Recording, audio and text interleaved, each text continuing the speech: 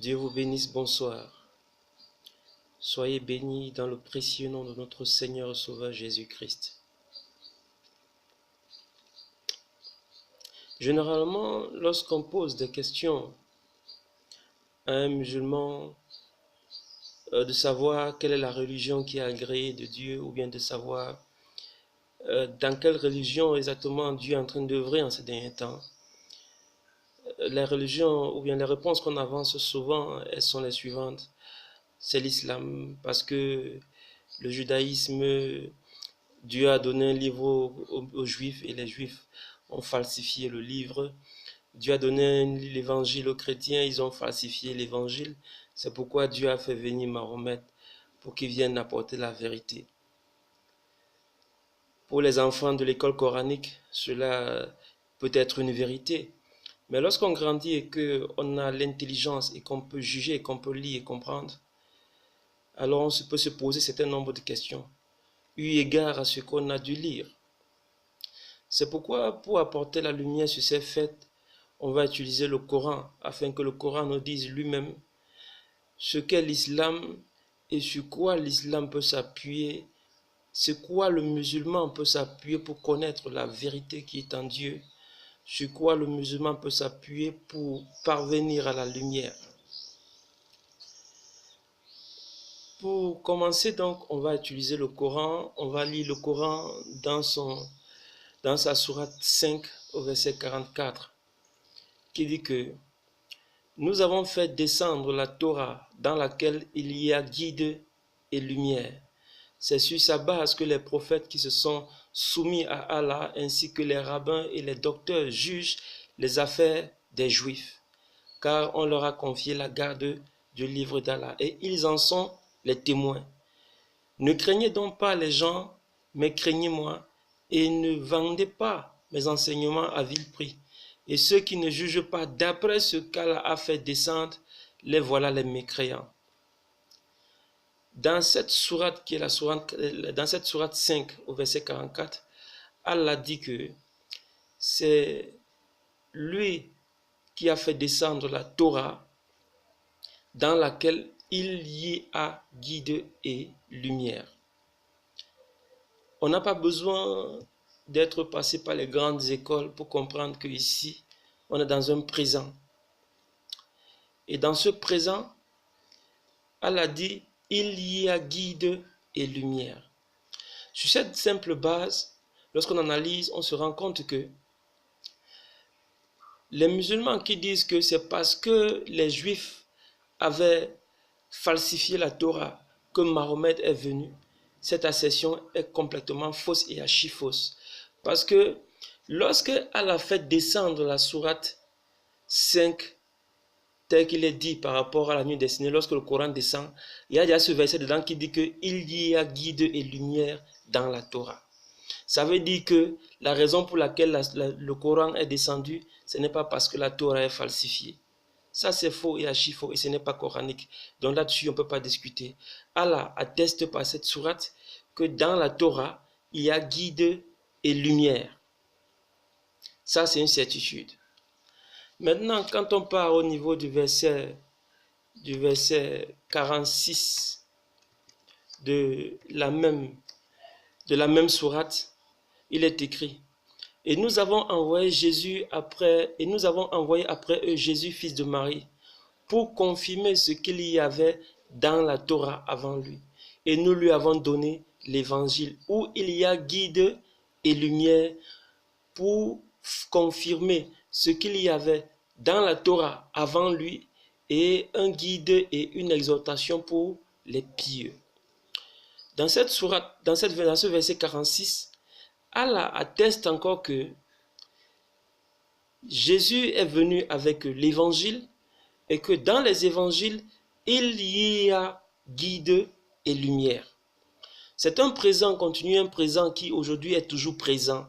Ça veut dire que cette sourate nous est en train de nous dire que il y a guide et lumière dans les évangiles, il y a guide et lumière dans la Torah. C'est ce que la sourate est en train de nous dire. Et au niveau du verset 44, elle a dit que, à la fin du verset, il dit que Et ceux qui ne jugent pas d'après ce que Allah a fait descendre, les voilà les mécréants. Ça veut dire que tout musulman qui ne juge pas, qui n'analyse pas sa foi, qui n'examine pas sa foi d'après ce que, d'après la Torah et les évangiles, c'est un mécréant. C'est ce que le verset 44 dit à sa fin. Donc, à ce niveau-ci, Allah dit, il y a guide et lumière dans la Torah. Il y a guide et lumière dans les évangiles. Il a cité 2 témoins. Et plus devant, au niveau du verset 48, il dit qu'il a fait venir Mahomet en confirmation de ce qui était avant lui. Ça veut dire que Mahomet ne pouvait pas contredire la Torah, il ne peut pas contredire les évangiles. Parce qu'il dit que Mahomet est venu en confirmation de ce qui était dit avant lui. Donc sur cette base-là, on comprend simplement que le Coran doit être écrit sur la base de l'évangile et de la Torah. Partant sur ce constat, je m'arrête un instant pour faire remarquer que c'est pas c'est un secret de polichinelle, tout le monde le sait. Le Coran est en contradiction avec la Torah et les évangiles. Et donc, moi, si je veux bien être musulman, je ne le peux pas parce que Allah dit que le Coran est venu en confirmation des évangiles et de la Torah. Mais ce que je constate, c'est que le Coran est en contradiction avec l'évangile et la Torah. Qu'est-ce que je fais donc? Pendant que je m'interroge, Allah, il fait descendre la sourate, le verset 94 de la sourate 10. Il dit, et si tu as des doutes sur ce que nous avons fait descendre vers toi, interroge alors ceux qui lisent le livre révélé avant toi. Ça veut dire que Allah me renvoie vers qui? Vers la Torah. Il me renvoie vers qui? Vers l'évangile. Bon, comme il n'a pas dit les livres révélés avant toi, mais il a dit le livre révélé avant toi, je vais choisir un et laisser l'autre. Bon, considérant que je suis chrétien pour pas que ça fasse d'amalgame, je vais choisir la Torah, qui est le premier livre arrivé avant la Bible et le Coran. Donc pour pas qu'il y ait d'amalgame, là je vais partir dans la Torah, le livre qui est venu avant moi. Je vais aller consulter d'abord quelque chose. Je constate que dans le Coran, il y a un Dieu qui se nomme Allah. Et comme il y a trop de polémiques à côté de ce nom-là, je vais consulter comment se nomme le Dieu de la Torah. C'est pourquoi je vais dans le livre d'Exode. Dans le livre d'Exode, au chapitre 3, au verset 15. On va lire ce que nous dit la Torah. Dieu dit encore à Moïse, tu diras aux Israélites, c'est le Seigneur Yahweh, le Dieu de vos pères, le Dieu d'Abraham, le Dieu d'Isaac et le Dieu de Jacob qui m'a envoyé vers vous. C'est là mon nom pour toujours, c'est mon nom tel qu'on l'évoquera de génération en génération. Ça veut dire que le Dieu de la Torah a un nom. Et ce nom qui sera invoqué de génération en génération, c'est Yahweh. Yod, He, Vav, He, en hébreu. Donc, mais le Dieu du Coran, lui, se nomme Allah. Ça, c'est véritablement un casse-tête chinois. Qu'est-ce que je fais? Qui est donc le vrai? Pourquoi le Dieu du Coran ne se nomme pas Allah? Pourquoi il ne se nomme pas Yahweh, mais il se nomme Allah? Ça, c'est une question qui donne à réfléchir. Et comme il m'a demandé si je doute que j'aille consulter les Écritures, je me rends simplement compte que celui de la Torah se nomme Yahweh, pendant que celui du Coran se nomme Allah. Alors je pose cette question à tous les musulmans. Je pose cette question à tous ceux qui sont les érudits musulmans. Je vous demande de me donner la preuve.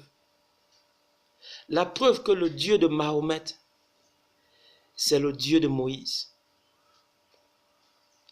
Donnez-moi un seul élément qui me permette d'être sûr que Allah serait Yahweh. Parce que Yahweh dit que c'est son nom-là pour l'éternité de génération en génération. Les Juifs ont toujours ce nom qu'ils adorent, qu'ils vénèrent et qu'ils sanctifient, qu'ils ne prononcent pas par respect selon le commandement de l'Exode, Exode 20. Les chrétiens adorent et célèbrent ce nom, mais les musulmans, eux, ne le célèbrent pas, parce que ce nom n'existe nulle part dans le Coran. Alors je demande à tous les érudits musulmans de me donner la seule preuve que Yahweh serait la même personne qui s'appelle, ou le même Dieu qui se nomme aussi Allah. C'est à ce niveau qu'il y a problème. Parce que tant qu'on ne connaît pas ce qu'on adore, on est forcément dans l'égarement. Le Seigneur Jésus disait, vous adorez ce que vous ne connaissez pas, mais nous adorons ce que nous connaissons. L'heure vient où ce ne serait ni à Jérusalem, ni sur les montagnes. Ce ne serait même pas à la Mecque que j'ajoute. Mais le Seigneur sera adoré par les adorateurs en esprit et en vérité. Donc, tant que l'on n'a pas encore trouvé la sourate ou le verset biblique ou le verset de la Torah qui nous démontrera que Yahweh est le même qui s'appelle Allah, le Coran et l'islam restent une simple illusion. Parce qu'on ne change pas de nom comme si on changeait de beignets. On ne change pas de nom comme si on changeait de vêtements. Et Dieu n'est pas un homme pour mentir. Il a dit que Yahweh, c'est son nom de génération en génération. Ce nom ne devrait pas changer. C'est le nom du Dieu d'Abraham. C'est le nom du Dieu d'Isaac. C'est le nom du Dieu de Jacob.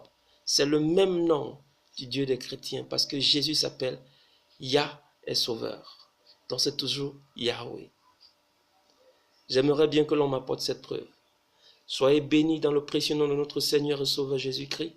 Que la grâce de Dieu illumine vos cœurs et que la vérité y jaillisse au nom de notre Seigneur Sauveur Jésus-Christ.